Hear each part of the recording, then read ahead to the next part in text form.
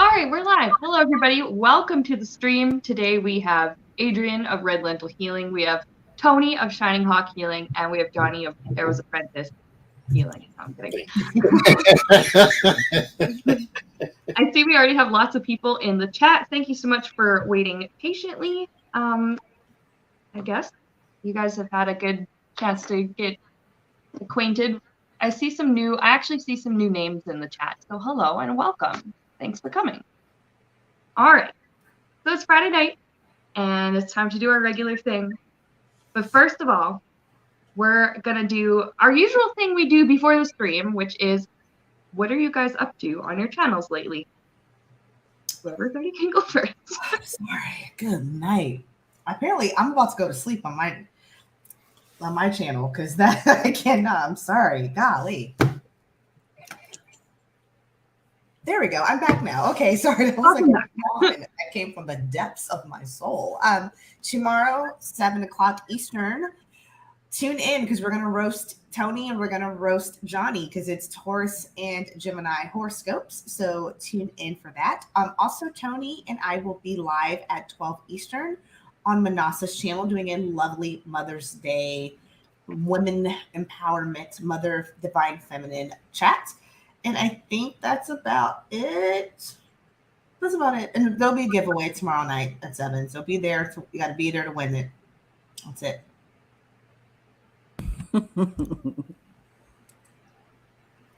Tony, what you got? Oh, me. Okay.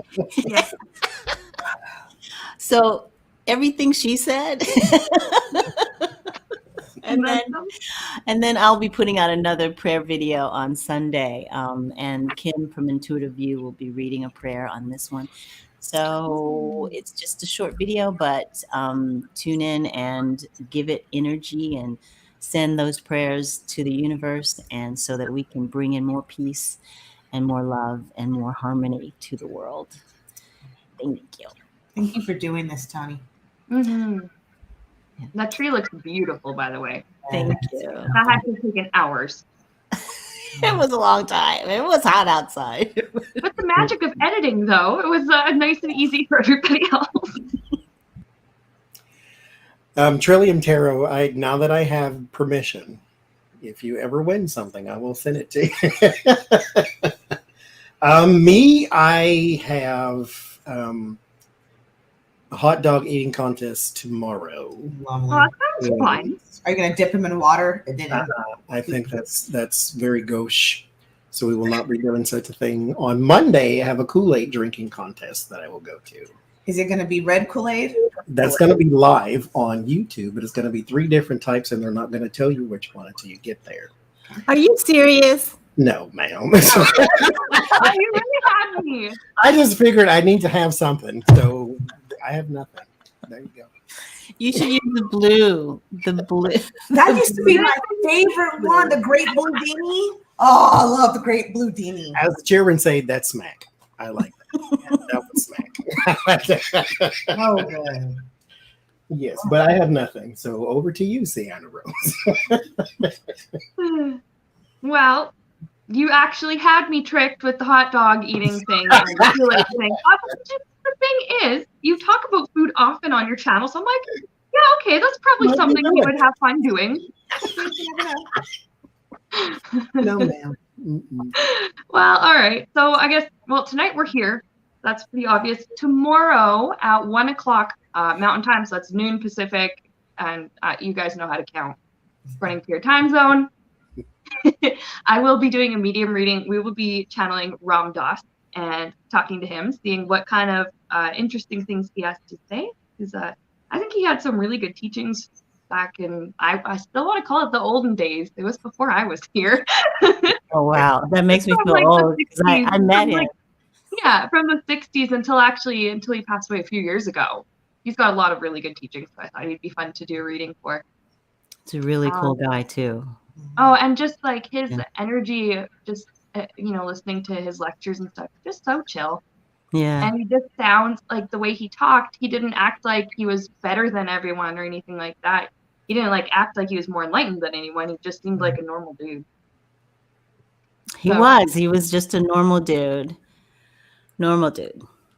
Yeah, it's just really, I'm really looking forward to it. And then I am working on a video.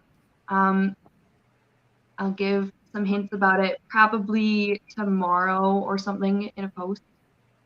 I'm excited about it. I don't want to give too much away, but it is tarot related. So I admire that you work on your videos.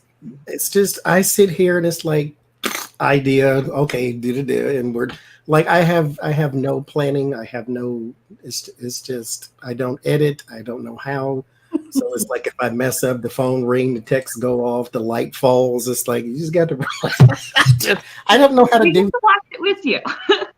It's just it's nice to be prepared. Is all I'm saying. So It is fun to do it sometimes. Yeah, for some videos, I like doing that.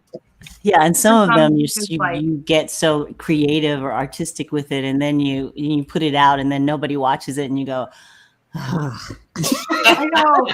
That was why for a while, I just stopped doing videos and was only doing streams. And I'm like, I can't do this. I like doing videos. I have to go back. So I don't care if nobody watches them. The algorithm might pick them up again in the future. Somebody will randomly get my things shown to them. Whatever. Yes. Somebody commented on a video I did in 2019, just yesterday. Oh, wow. How do you even find this? But when I look, I have 2 YouTube accounts. And when I look on my other one that has nothing to do with Tarot's Apprentice, yet it's subscribed, old videos will pop up for whatever reason. Like, okay. My old like Beyonce, Normani, celebrity, Megan Thee Stallion. I still get people cussing me out about my reading about Megan Thee Stallion. I'm like, you're accurate. You're mad because it was like, and that was 2 years ago. I'm pretty sure. Like, but you know, That's so cool. YouTube. I love it. YouTube. You like it? I love it. Well, okay. This is, I don't know, kind of a lame segue, maybe not, but just sort of speaking of like celebrities and stuff.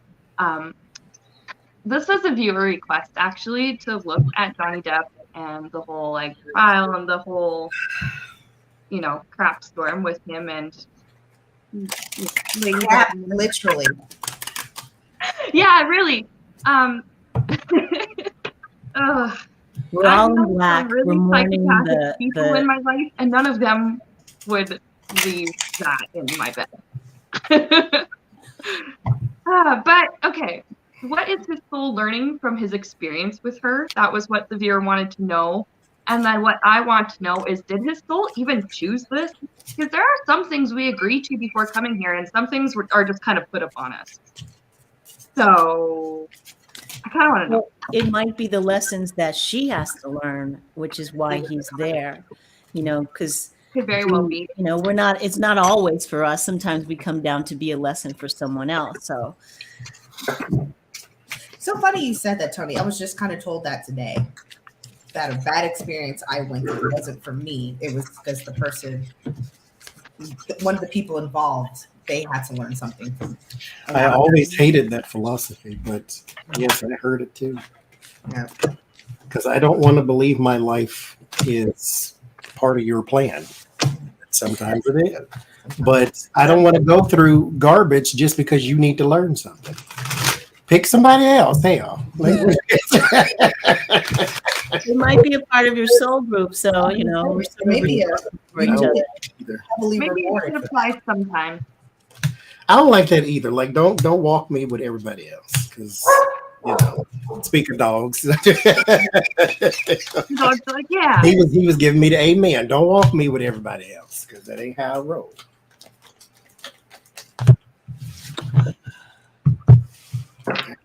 Interesting.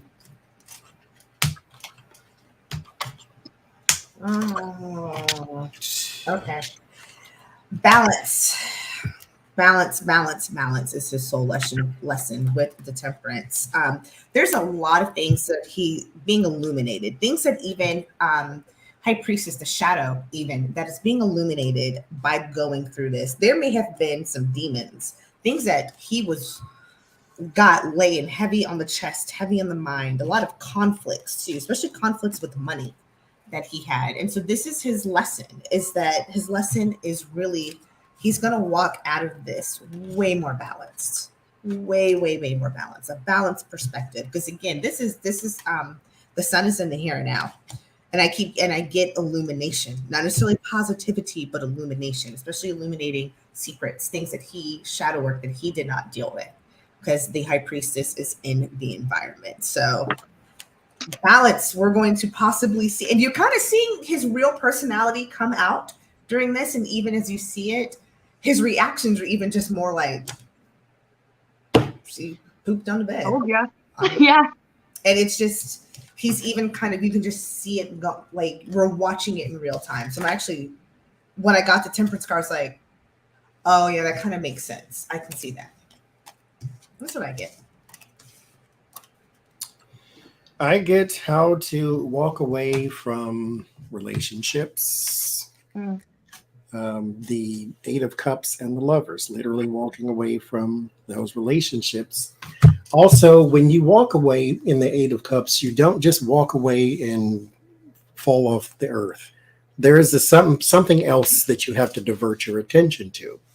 So there's the burden and the world, him and the burden and the big picture, him and the burden, and just the journey of life and how to deal with intelligently the things that life throws at you. The Ten of Wands is only a burden because the person carries it in the wrong way. Let all the sticks fall, and then pick them up, and then tie them together, and then carry them. There's sometimes you just got to start over because what you're doing right now is not working. That's also with this. What you're doing now is just not working. Did he choose this?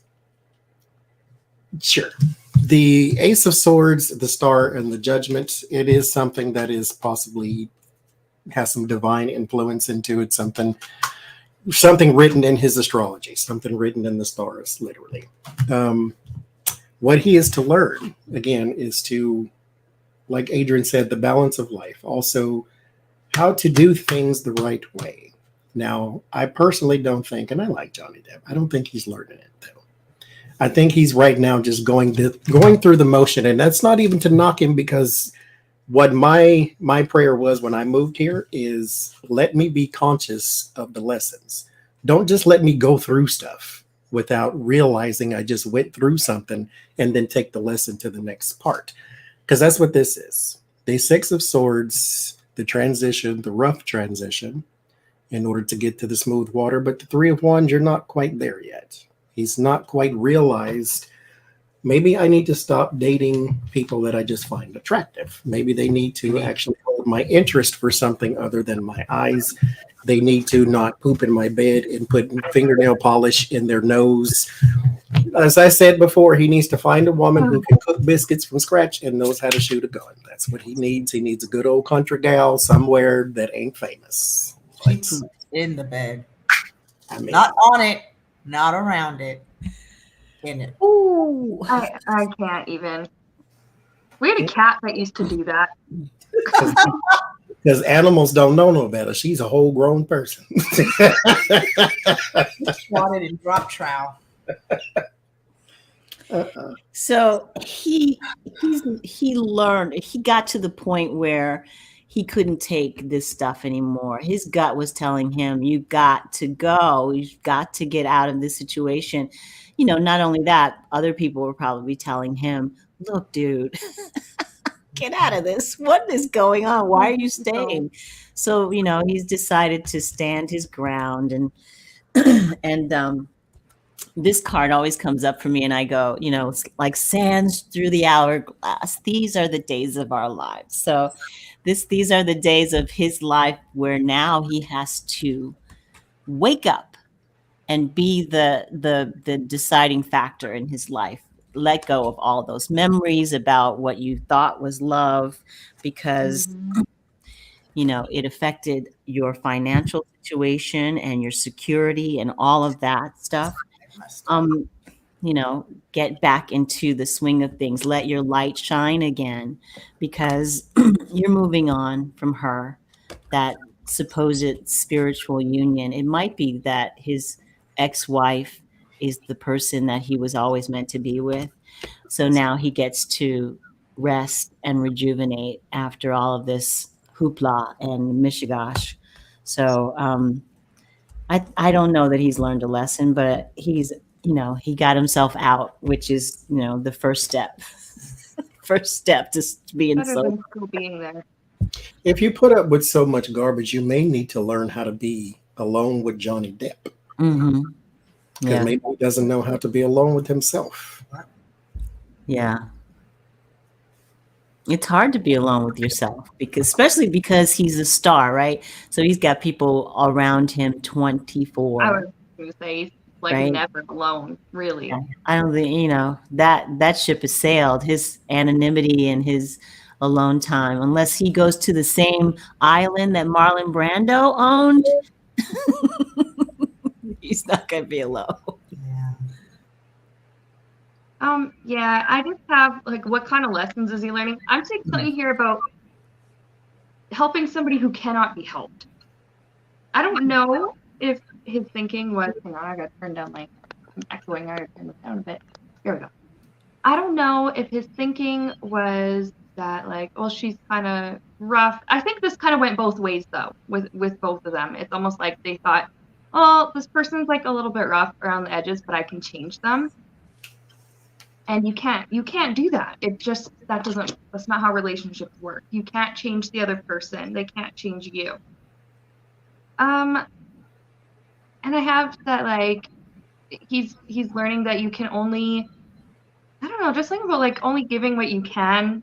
And once it's almost like once you're empty or once they've drained you, there's nothing else that you can contribute. So, I also have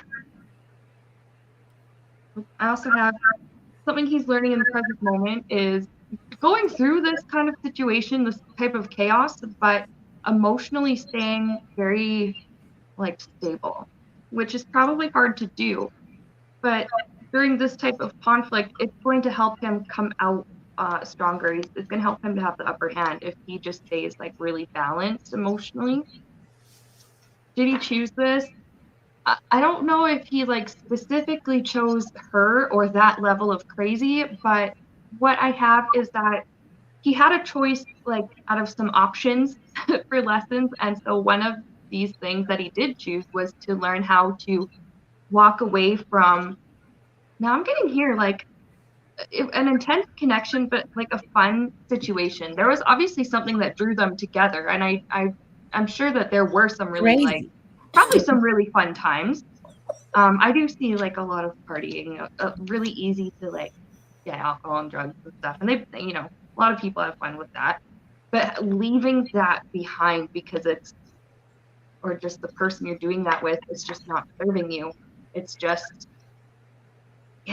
like you guys are saying, it's almost like, oh, I can't do this anymore. But that Three of Cups, a lot of people get into relationships when they had fun with the person one time. And it's like, oh, let's have fun again. Okay, great. Let's have fun again. Okay, great. But then you live together and it's like, okay, now it's Tuesday at 5 p.m., not Friday night at 7 p.m. So can you still get along when you're just watching Matlock instead of, out doing the stanky leg somewhere? No, wait. Like let it slide with the Matlock. And then you brought it in 2006 stanky leg. And now I need you to go sit down somewhere. Because can you have fun when it's just Matlock Marathon on USA Network instead of the stanky leg somewhere? Because it's easy to like somebody when you having fun and drinks and the powdered donuts and everything is flowing. So it's different when you standing in front of the TV like you made a glass and like move. It's different with everyday life. And so maybe they just weren't meant to live together. Maybe they just needed to have fun. But anyway. And then, we're going to change gears a little bit. I don't know, that there's just so much cringe involved with that whole thing that it's. She pooped on his pillow. I know. We need to get pulled down her pants, her adult drawers. The Haynes her way. A position. I put effort into this. And then does she wipe after? Like, come on, man. Does she just get off and do the waddle and go sit over a bidet? Like, how did, like, nasty. She think her SHIT don't stink. Right. No, clearly she thinks it does because she dropped it on the pillow. That was a mess. But why wasn't the relationship over? Yeah, I think that would have been like the last straw. I don't know. Like I was saying earlier, I've known some really crazy people, and none of them would even try that. This is what she needs. She needs a soul healing. The girl's got a piece missing. She's got a piece missing. Some Valium. Something in. I'm sure that there's some, trauma or source somewhere, but there's no reason to act like a fucking baboon. That's a really good. That's absolutely correct, Sienna. I don't know why that was the word that came to mind, but it did. That's accurate. Ugh. Oh, God. But we are going to change gears here. And I mean, this is kind of sort of in the realm of celebrities, but more on the religious side of things. So we know there are some big televangelists out there. You got your people like Kenneth Copeland, you got Joyce Meyer, you got whoever the heck else is still alive and doing the stuff. And they preach like the Bible and Christianity and stuff like that. But what I want to know is if there are any, those big televangelists, big mega preachers who secretly wish they could change their spirituality. And like, for example, that could mean like a Christian mega pastor who actually wishes they could explore like Buddhism or Hinduism or something like that. I'm just kind of curious about it. Or is it one of those things where it's like, well, this is my career now and I'm stuck doing this and this is what pays our bills and I can't change now because everybody sees me this way. I don't know. I thought about that yesterday, so I thought we'd talk about that.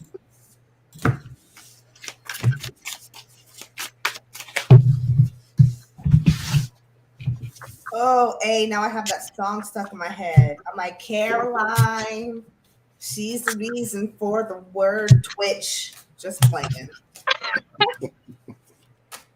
Oh, ooh, I didn't get that card right off. Like, ooh.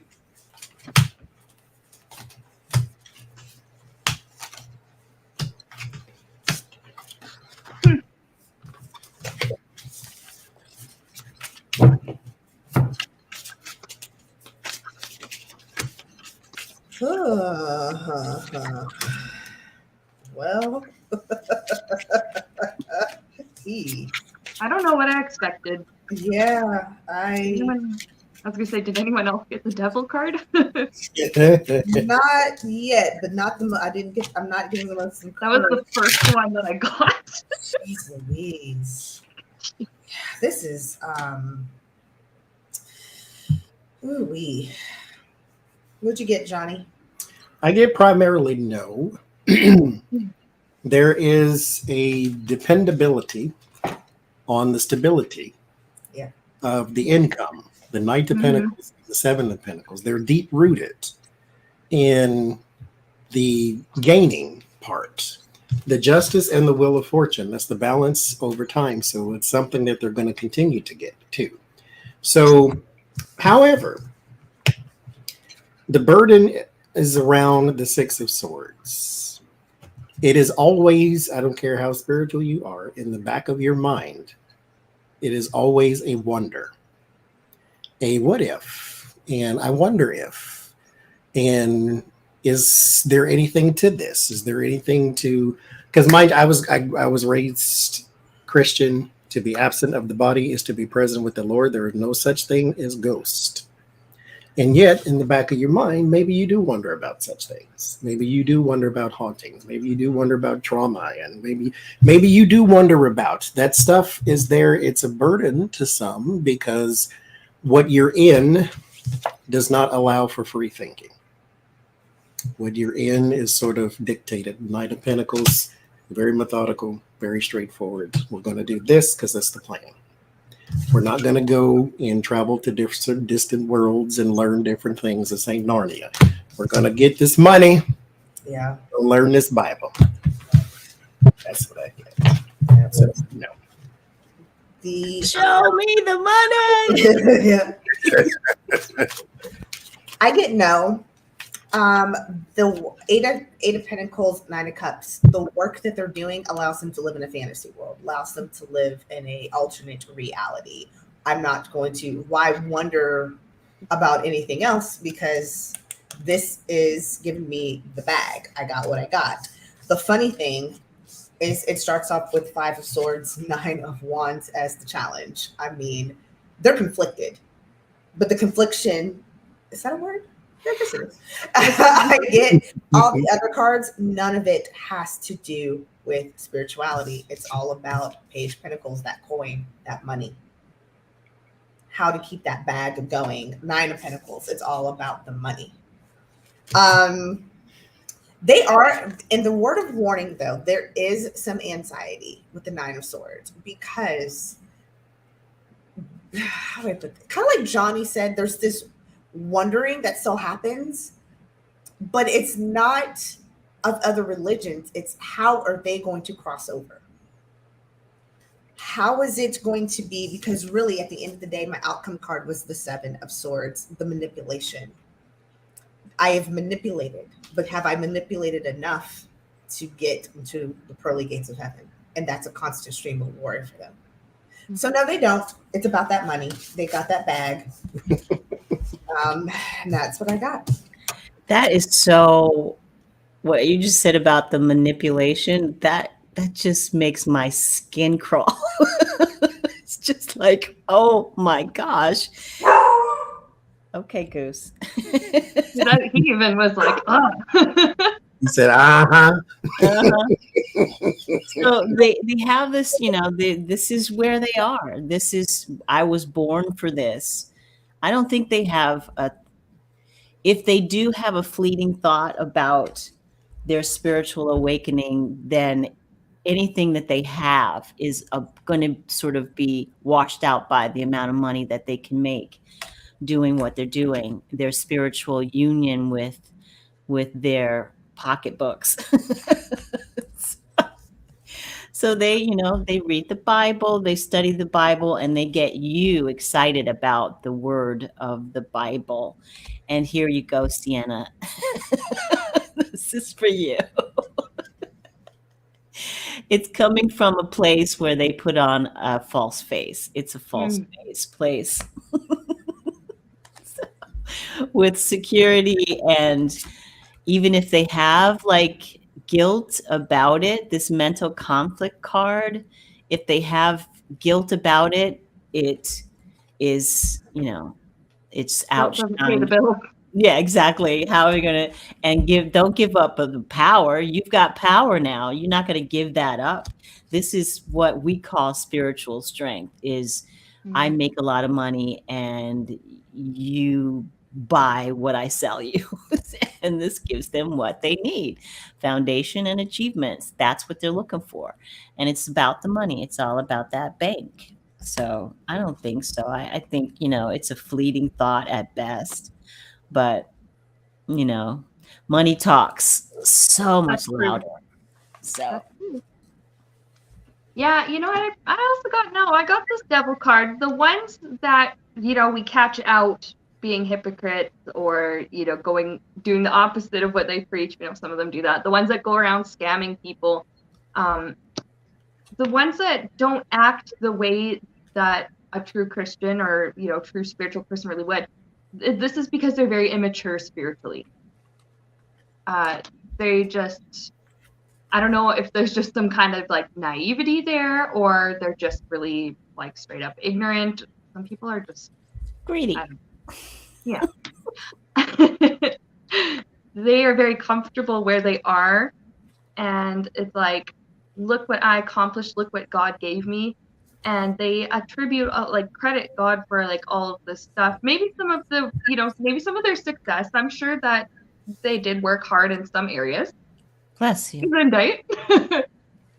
I'm sure they had worked hard in some areas, especially starting out and whatever. But they also, it's almost like they're not really crediting the right people for their success, because they can't be a mega pastor or a mega church if they don't have people.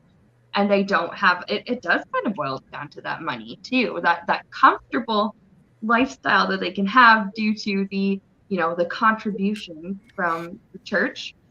Now, do some of them, secretly want to explore another religion? I have, like, for the most part, there's a fear of judgment, and that comes from, there's two different sources here. They fear judgment from God. The emperor is usually a card that I use for most people's, like, description of God, especially in Christianity, they say Heavenly Father, and the emperor is also the father card of the tarot. So they fear that judgment from God. They also fear that judgment from their congregation.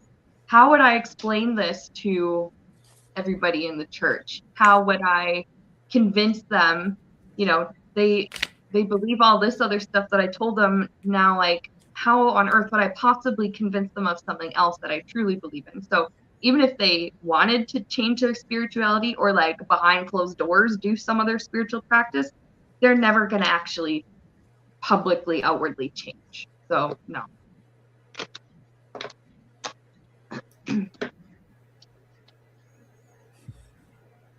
That's what I got.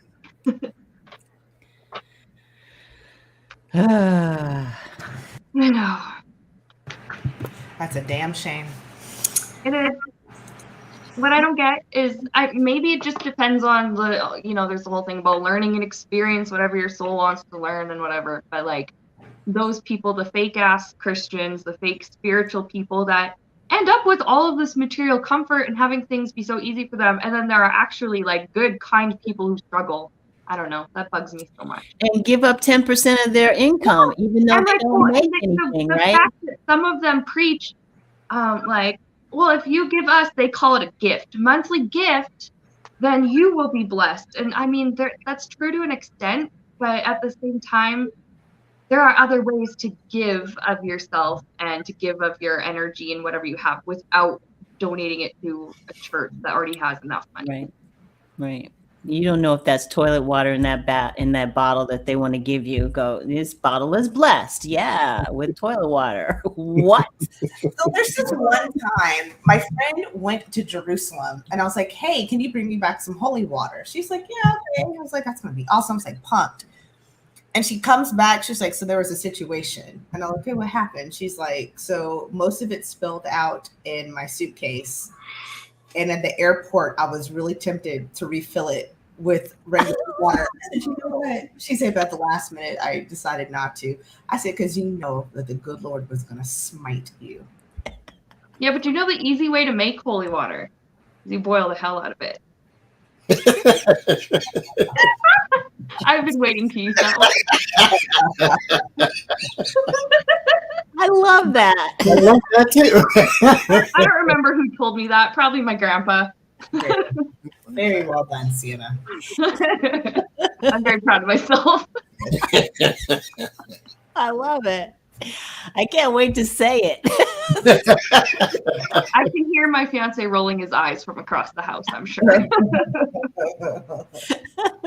Yeah. Say it on your own first, because it's like, hey, do you know how to make holy? Wait, how does it go? Well, I just said, you know, the easy way to make holy water is you boil the hell out of it. It's like you got to stop and say, wait. It was funny when she said it.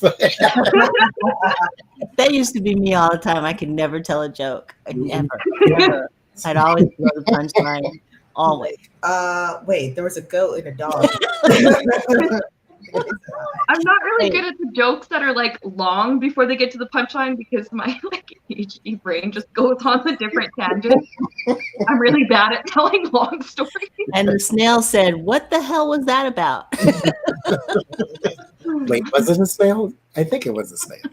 I think It was a moose. It was a moose. Wait, okay, let me tell you. Where the dad's trying to tell a joke. He's like, a sea cucumber and a mollusk. No, it might have been a mollusk. So sexy. You okay, Colin? You all right? I'm hungry, actually. Hey, wait a minute. I'm hungry. You were What were they doing together? I don't know. same vein of Christianity, since we were talking about it a minute ago, there was something else I wanted to know. And everybody has heard the story of Jesus walking on water, and how that all went. What I want to know is, did he actually do that? And if he did, cool. I don't think he did, but if he did, that's cool, whatever. But if not, what was walking on water symbolic of? Why did they describe it that way? I'm sorry. When you said everybody knows how that went, this cracked me up. Well, he got over the boat, and then Peter stepped out for some reason, and then Peter freaked out and started thinking. I don't know why Peter got out of the boat. There's so much about the Bible that I just don't understand when you really think about it. Oh, my face hurts. Oh gosh. You brought up the fan. It could have been a little taste. Were there some rocks or something?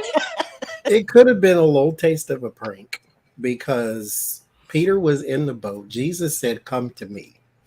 So he got out the boat and started walking on the water towards Jesus. And then he started looking at the waves, took his eye off the prize, and then fell. And so you kind of set me up a little bit. Jesus, what a trickster. It's like, sucker, I can't walk on this damn water without you, little white. If you knew the water moves, why couldn't you just tell it, like when you was trying to catch a nap in the boat, peace be still? And you said peace be still because you didn't want the water to move. You could have did the same thing for me, but no, you had to walk it out there, getting my new K-Swiss all kind of wet, and then next thing you know, I failed. Like, I can't believe it. No, because his champions. Not champions when we were young, when they were $19 at Walmart, but these new school champions that are $892. And then you get back on the land. This fool had me walking on this water. Don't tell him I said that, but this fool had me walking on this water. And then I failed. And then he's standing there like, why didn't you stop looking at me? Why didn't you tell the water to stop moving? Peter had got that power in his heart. That's why he turned Jesus. He's Captain Planet. He can tell the water to stop moving if you want to. You got the rings and everything. So did it happen? Let's see. Moses did it. Why can't you? To be fair, technically Moses walked on the land. Yeah, but he had to move everything out of the way. Water. Repeat. Why can't we do it again? What's the question? Did it really happen? What was walking on water symbolic of? Why did they pick that description for it? Somebody in the chat says they wish that I was their Sunday school teacher. You really don't.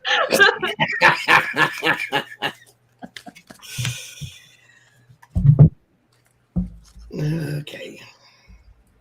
Especially when I start off by saying, we all know how that went. Funny. Tony was so tickled, which made me tickled. Ooh. I mean, Go ahead, Johnny. I mean,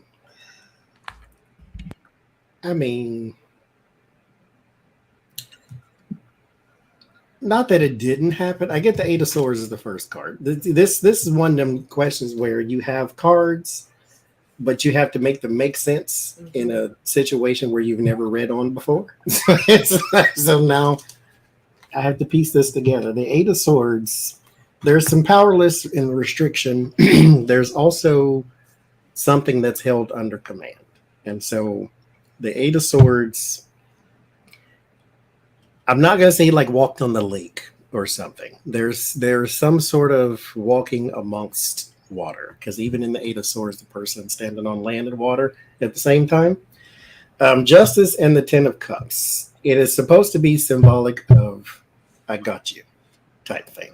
No matter what the storm is, no matter what the sea is, no matter what's going on around you, fairness, honesty, balance, truth, harmony, I got you. We're together, but eyes on the prize. Four of Cups, Three of Wands. Three of Wands is waiting on the ships to come in. That thing that you're waiting on, your results, The Four of Cups, that boredom, that apathy, the thing that you don't want, but you need to remain focused on what is important. So kind of with the Eight of Swords too. Restrict your thoughts, restrict your thinking, remain focused on what is important. That's what I get. Did it happen? I'm still a little fuzzy on that too. I get the Seven of Cups as far as yes or no, but the meaning behind it all is remain focused. Did it happen? No. With this card, I love that it sticks. what happens when you have naturally very oily skin? Yes. Dia de los Muertos in this deck is the death card, so no, that's one of my no cards. And the challenge is having to defend with the Seven of Wands, so no, having to take that fight. What is the message? Kind of similar to Johnny's Seven of Cups. King of Cups, Seven of Cups, Two of Pentacles, mastering the emotions and juggling in the midst of chaos and too much confusion.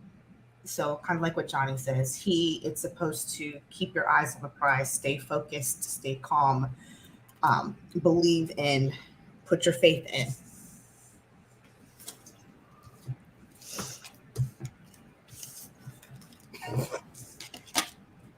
Tony, you're muted. I got the death card as well, so no. But it's for people who are in need of faith that over fear, because most people are trapped in fear if they have trouble moving from in their life in any way. They may be stuck there because of the fear that they're feeling.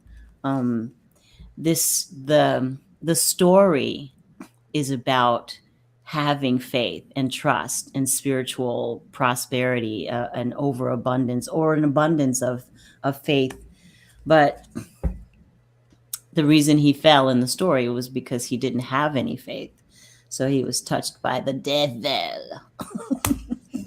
That's what I get. I don't get that it happened, but I think the symbology is faith and trust. Be out there in the ocean, and if you're gonna get out of the boat, you better have some faith. Otherwise, Jaw's gonna get you.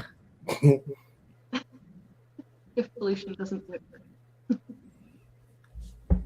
I also have, it's symbolic. This is all about, well, I actually had both of these nines here. It's about finding some kind of hope, some kind of like comfort during really tough times, and during those times of high stress. I do have, like, there is that trapment. I don't know, maybe they were going through an actual storm, maybe it was just like a metaphorical storm.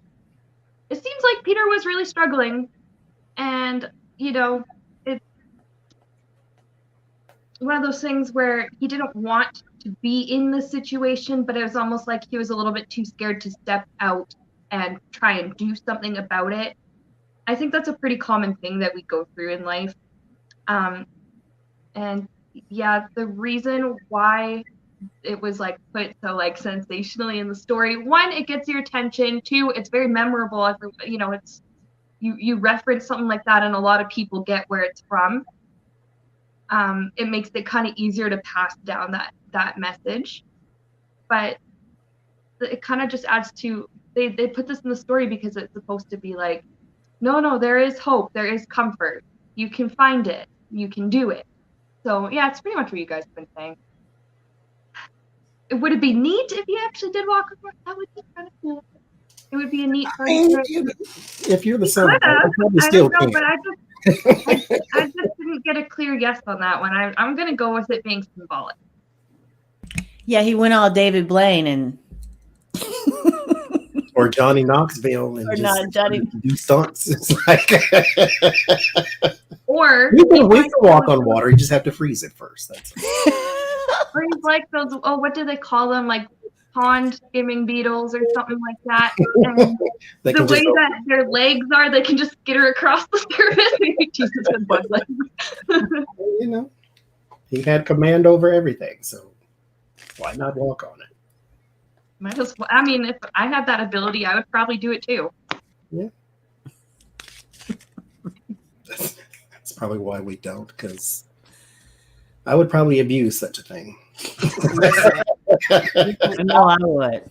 this fat that's in my gut, in my chins, I would suck that out immediately. I mean, Put it in my butt. Redistribute it strategically. like you can literally do anything. Okay. And then I'd banish my addiction to sugar. Mm. That's a lot I do. But it is important to, I guess, keep note. The reason he's could is because he had no sin. So he was still very much connected to the great divine. And when you sin, then all of that goes away. So he could still operate like the second Adam, as they call it, because he had no sin. So he didn't curse nobody out. He didn't throw anything at anybody. He didn't cut nobody off in traffic. He didn't steal nobody's wife. So he was pretty pure, they say. Is cutting somebody off in traffic a sin? Uh-huh. Maybe if you flipped them off while you're doing it. Because you can just wait. Patience. You don't need to cut them off. It ain't that serious. What if you wreck?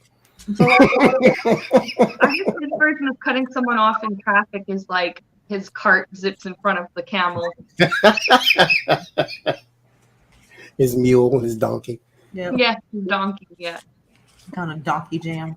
Imagine Jesus in a donkey race. Yeah. It'd probably be a lot of fun. It's got this really specific image when you said that. I'm playing it out right now. It's quite interesting. Okay. Oh no. Very interesting. Okay, so that was popped into my head.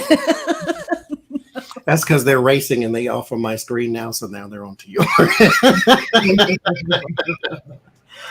Oh, started up here, went down to Johnny. Now Sienna will catch it in a minute. The finale. There she goes.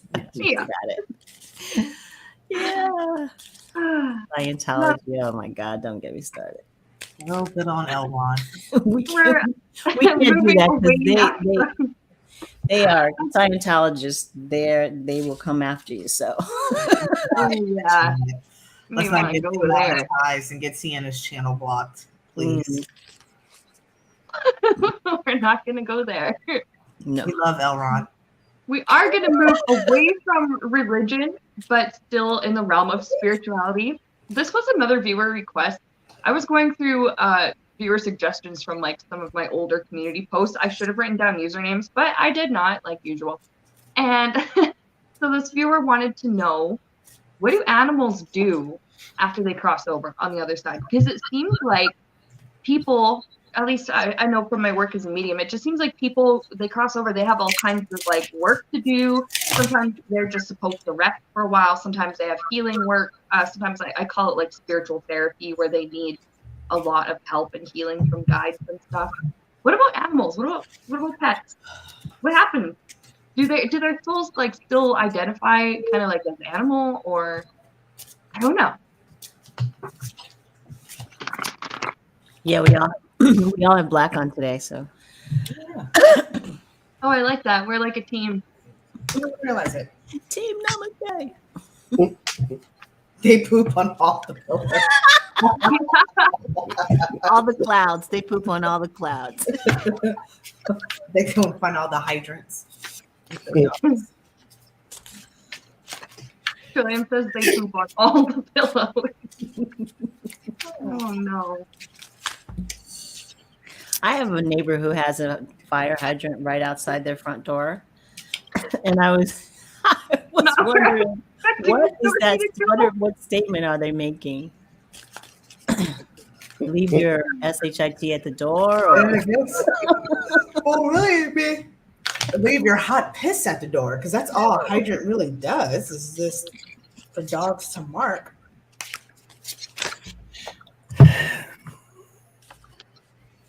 Okay, they go talk to doggy Jesus or pet God, whatever. Because the first part they say or pet. So it's like they when they cross the Rainbow Bridge, they check in with an official. I guess that's kind of what I get. Did they also kind of celebrate, kind of how humans look at their like life in review? They kind of look at their. It's kind of like, oh, okay, I'm cool. Because normally when pets cross too, or when they die, they can't verbally communicate the pain they were in or anything that they went through. So it's kind of like this celebration. And then two, I get Eight of Pentacles and Page of Cups, kind of this, I hate to say reincarnation, but this kind of work in the animal kingdom, if you will, where they kind of go and reassess and almost like reincarnate, remature is what I get, and kind of come back to a younger, they kind of line back up into the puppy reincarnation, if you will. I don't know why I called it puppy reincarnation. I guess that's what my spirit wants to explain it. But main thing is they go check in. It's almost like and like the animal daycare, when you drop them off, they go check in, and then the first thing they do is just they celebrate.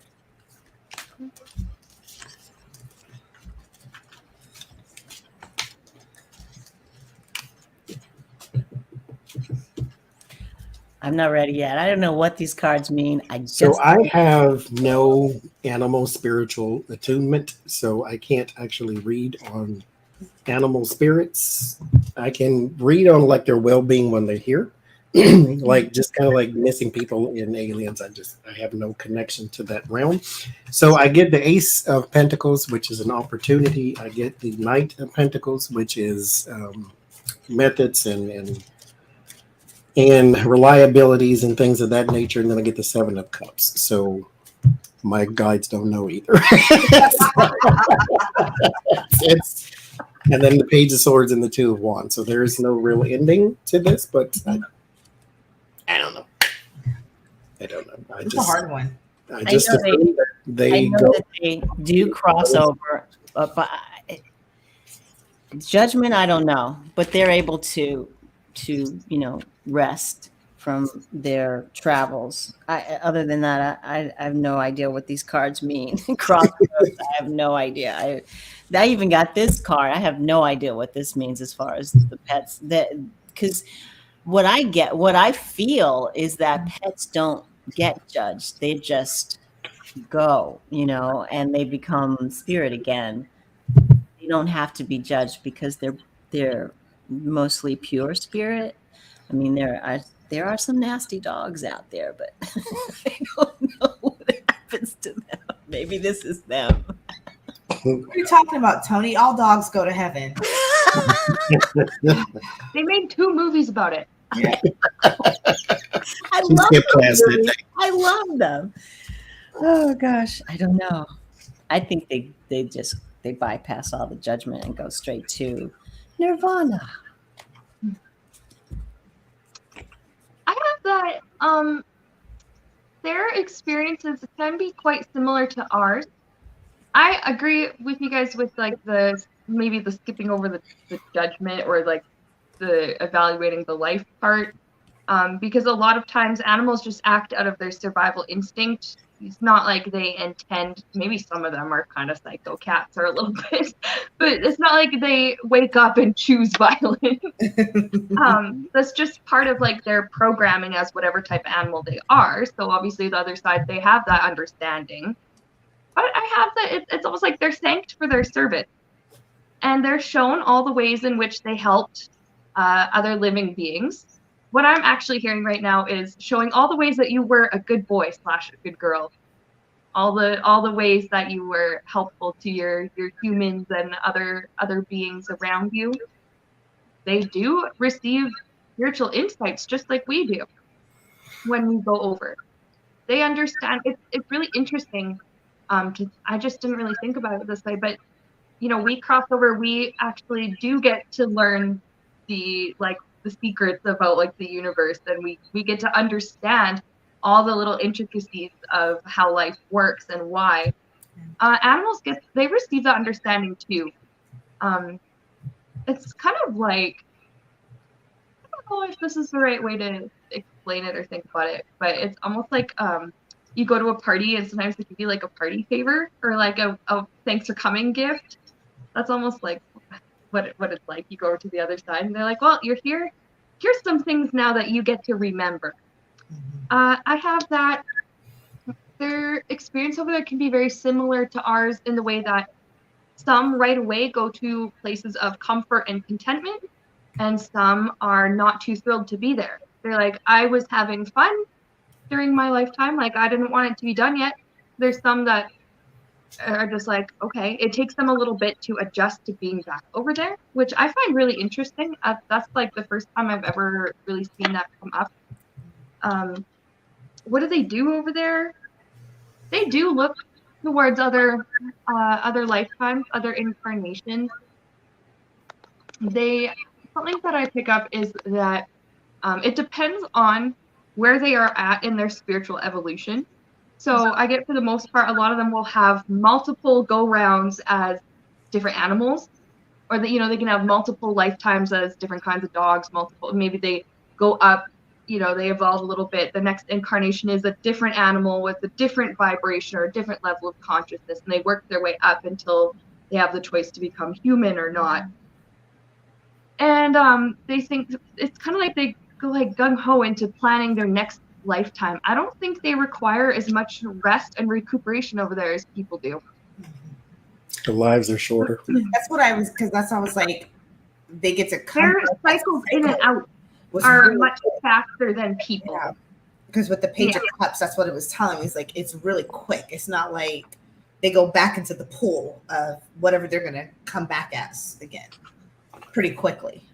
Mm-hmm. Cats are rude. I don't know if they go to heaven. Listen, Everybody who has a cat, and because I get people in the comment, cats are not rude. I said they are. They are. They are. You have your own channel. You can say what you want to say. Mm-hmm. Cats are rude because nobody who has a cat would allow their children to do what cats do. Exactly. You read a book, you coloring, you using your tarot cards, and your cats walk right on top of everything. It's like, would you allow a person to just walk across your books like that? Disrespectful AF. Rude. They're cute-ish. Yes, I love cats. But they're disrespectful. They are. And they make my face. Yeah, if they were ornery. people, they And would be ornery. worse. Yes. My cat is just like if you're not going to get up this morning at the time that I say, I think you don't realize that we actually live in the cat's house instead of the other way around. yeah. This is my world. You're just in it. You were my I'm master. not walking across Pretty your book. much. Your book is on my table. Yeah. My book is in the path I needed to walk through. Yes. So, It's very important that I sit here on the counter and get into the bag of bread. It's a very specific example, but it brings back flashbacks. Uh-huh. I can't. You're like Jen's cat eat Cheetos in the background. Your cat eats Cheetos. He was stealing Cheetos right out the bag. Oh my god. Live Yeah, on you steal the YouTube. food off your plate. Oh no. Dogs have at least learned manipulation with the puppy dog eyes. Like, that's a nice steak you're eating there. I would like some too. It smells Instead good. of, jump on your plate. I know. When my You dog made us some supper. I Um, don't know who's eating the I don't know who's eating the dry food in the bowl, but that's not for me. That's is your this child. I need some 9 lives in this bowl right now.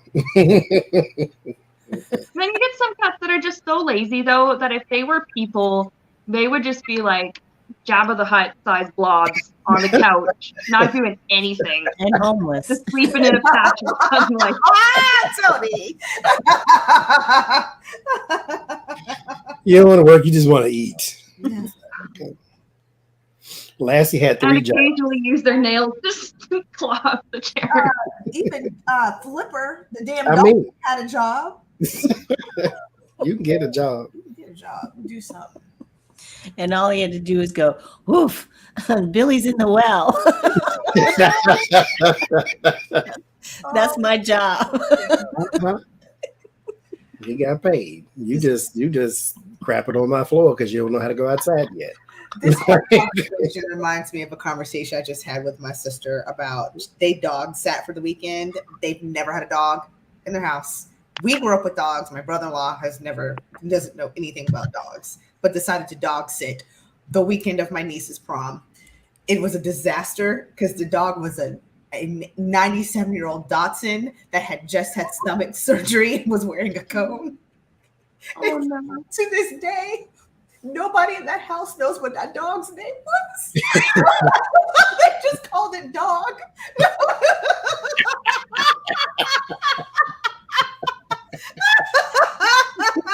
So I was like, because they were gonna get my nephew a puppy once my niece goes to college, because they're like thick as thieves, and we know it's gonna be really traumatic for him. So it's like, you go get him a dog. She's like, no, not after that. They still. Harrison, what was the name of the dog that y'all babysat? Dog. Okay. Like cat dog, isn't it? Oh, wow. I need to watch that cartoon. Yeah, Oh. dog. Cat dog. We hijacked. Sorry, Sienna. We have more questions. No, this is good. This is why I like these streams. Dog. Poor dog. Now our last question on the list, it actually has nothing to do with dogs or any of the above here, but it's just, what would our world be like if everybody felt like they were good enough and actually believed it? Because it's one thing to say you are good enough, you've always been good enough, and that's true, but people don't always feel that. They don't always believe that it's true. So what would our world be like if everyone did believe that about themselves, that they were good enough? I thought about that when you said that. It's like, would you have a world of people who can see the light in themselves, or just the reflection of the mirror type thing? Or would we have a whole bunch of people acting like mediocre white men? Like, but what would it be? I actually cried when I saw that question. It hit a nerve. And I'm not a crier. Very emotional. What would the world be like if we believed we were good enough? Wow. That is a great question. Oh my gosh. Oh my God. It's one of them things where you have to limit how many cards are you going to pull. So it's the story you could tell. Let's see. I mean, like at therapy, we talk a lot about core beliefs. That's what I'm looking for. And how sometimes, like, the way that we view our reality, filtered through different core beliefs, it can be so different if you just think about you rethink the way that you perceive something. Joy, thank you for the super chat. I really appreciate it. Hi, Miss and Joy. I miss and Joy. That's where I got Real in the Deal from. I get the Lovers and the Six of Wands. So two very, very positive cards, positive messages. 6, the power number as well. But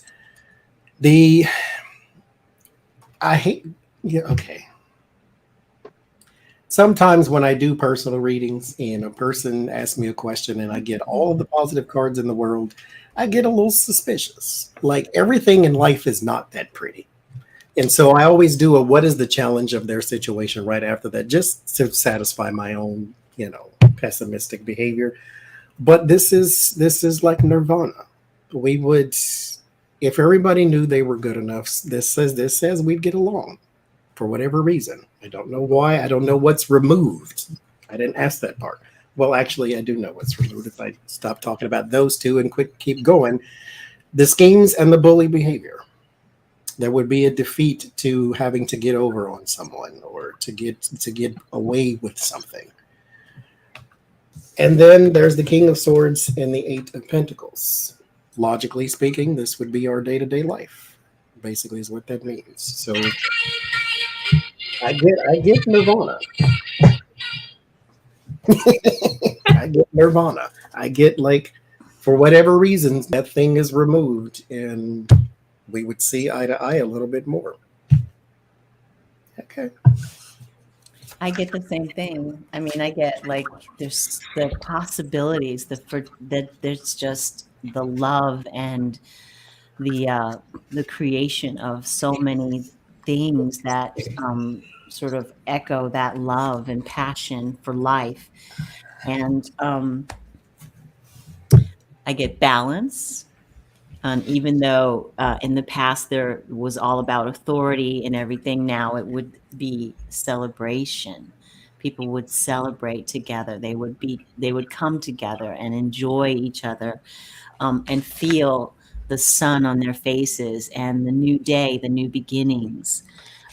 This would be like the Wheel of Fortune, feeling like everybody's got, is able to create their lives in the way they want without, and so many doors would be open to, to that person or whatever.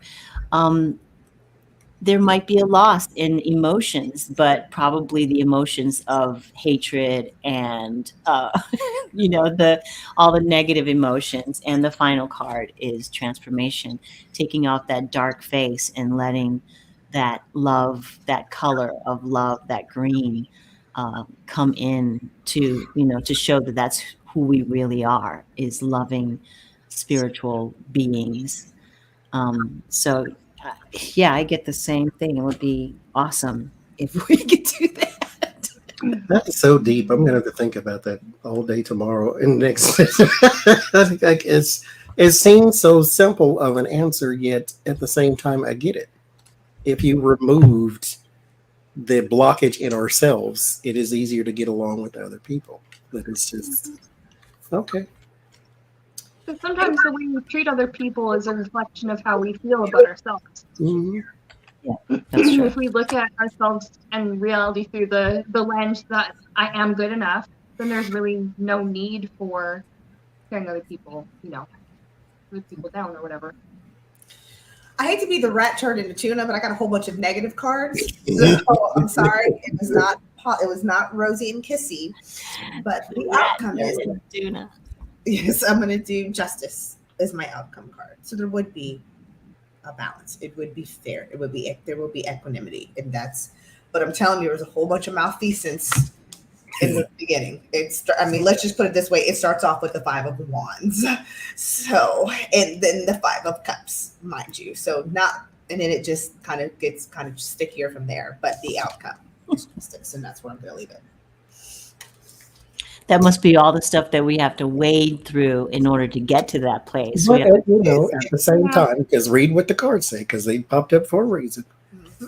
There is still, even if everybody knew they were good enough, there's still human beings, and we take things to the extreme.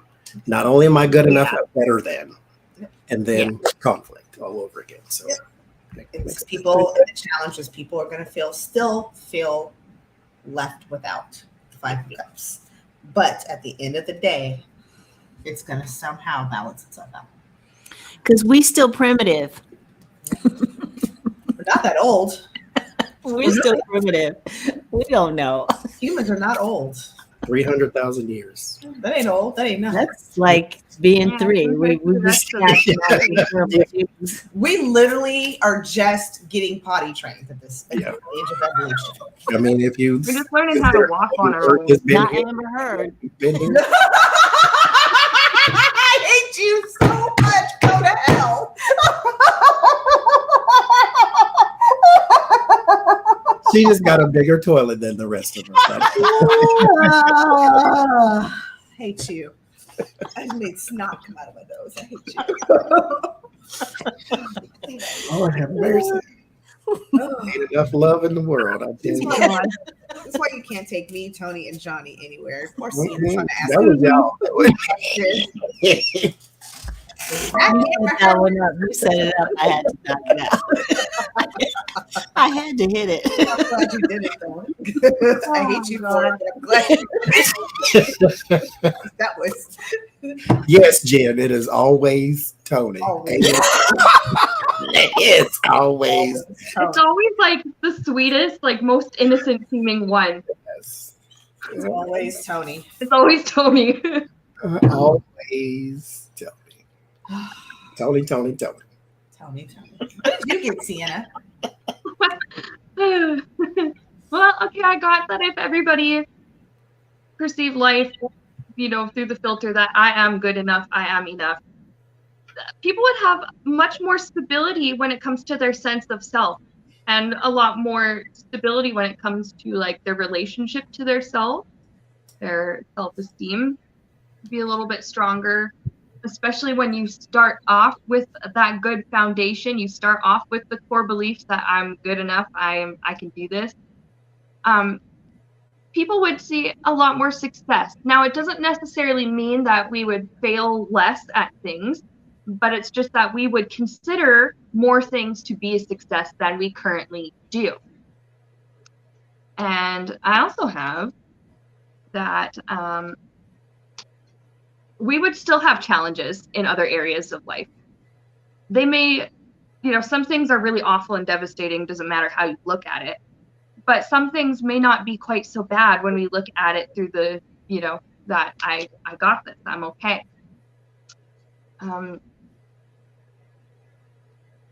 Yeah, I also feel like there would be more, people would have more motivation to try things and to create and do things, because they may not be so concerned about failure. They won't take, or if they do fail, they won't take the failure personally and think that it's because there's something wrong with them as a person, or see, I never should have tried this, see, I'm like no good at this or whatever. There would be a lot more healing, I think, that would take place in the world. And maybe people who started off with the core belief that they're not good enough or whatever, once, if they were to be able to turn that around, they would see a lot of change. They would see a lot of difference in their life. I think a lot more healing would take place. But yeah, They want to know when your wedding date is. I don't know. She's watching, I think, from the beginning, so she's a few questions behind. So she'll hear it eventually. Yeah, no, I don't know yet. We'll figure it out. I guess I could make a t-shirt, Jenlyn. This is always Tony. It's always Always Tony. Shining Hawk healing slogan. It's always Tony. Always Tony. Always Tony. So that's the slogan for our Friday night now. It's always Tony. Don't. Season 1 was off the rails. Season 2, it's Always Tony. I mean, it's sometimes Tony. It's sometimes Tony. Sometimes it's 3 bowls and no cereal. Sometimes it's sliding into people's car when they're having arguments at it. So sometimes it's not Tony. I remember that story. It was so funny. Hey, I'll take up for you. I'm not. It's Tony. Not even it's Tony. And that's why we love you. That is very true. Genuinely, we need more Tonys in this world. We do. Thank you. I blame everything on Jen and Becca, so I guess it is always them. 3 bowls and no cereal. You guys are not going to let that go.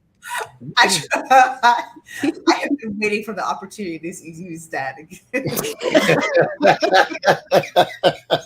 Oh, because that was funny to my spirit, Jesus, when that child said that. I laughed so hard. Oh my gosh.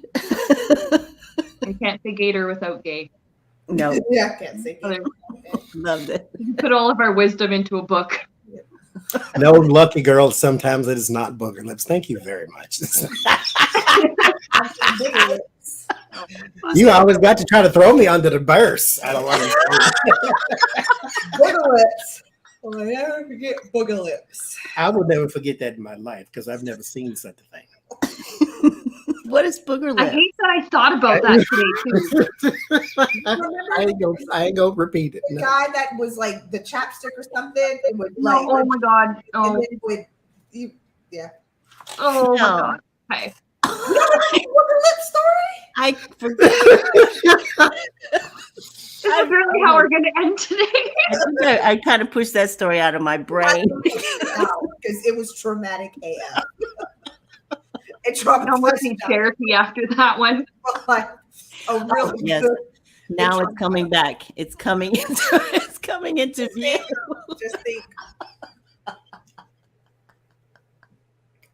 That has been our stream, though. Tonight, Friday night, May 6th already. I can't believe we're years going so fast. Yeah, no.